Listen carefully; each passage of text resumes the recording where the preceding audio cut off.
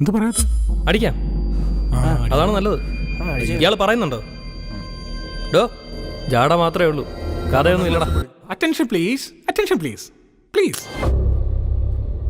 എവിടെ പോവാ? ഇതുപോലൊരു മൂടുള്ളൊരു രാത്രി, രണ്ട് സൈഡിലും മരങ്ങളോട് തിങ്ങി നിറഞ്ഞ റോഡിലൂടെ മാത്തുക്കുട്ടിയുടെ കാറിലെ വീട്ടിലേക്ക് പോവായിരുന്നു.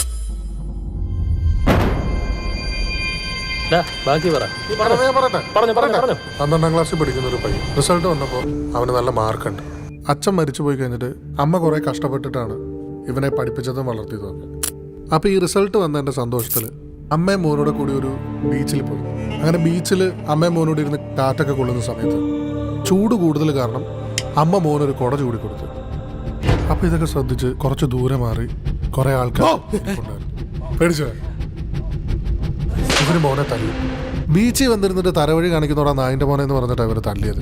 അത് കേട്ട അമ്മ കരഞ്ഞു പറഞ്ഞത് എന്റെ മോൻ തന്നെയാണ്. അപ്പൊ അവര് തെളിവ് ചോദിച്ചു. തെളിവില്ലാന്ന് പറഞ്ഞപ്പോൾ പ്രസവിച്ച പാട് കാണിച്ചു. അപ്പൊ അതിലൊരുത്തൻ അവിടെ കിടക്കുന്ന ചെരുപ്പെല്ലാം അവിടെ എടുത്തിട്ട് ഒരു മാല പോലെ ആക്കിയിട്ട് അമ്മയുടെ മോനെ കഴുത്തിലിട്ടിട്ട് ഇവരുടെ കല്യാണം മോൻ അതിലൊരുത്തനെ കയറി തല്ലി അവന്റെ മുണ്ടഴിഞ്ഞു പോയി. അപ്പൊ അവന്റെ ഉണർന്നു നിൽക്കുന്ന ആണത്തെ നാട്ടുകാരെല്ലാം കണ്ടു. അപ്പൊ അതിൽ നാണക്കേട് കാരണം ഈ മുണ്ടഴിഞ്ഞു പോകാൻ അവിടെ കിടക്കുന്ന ഒരു മടലെടുത്ത് മോന്റെ തല തല്ലിപ്പോയി. അപ്പൊ അടി കൊണ്ട് മോന്റെ കണ്ണടഞ്ഞു. കുറേ നേരം കഴിഞ്ഞിട്ട് മോൻ കണ്ണു തുറക്കുമ്പോൾ അവൻ മുമ്പിൽ കണ്ടത് ഒരു കടൽ മാത്രമായിരുന്നു.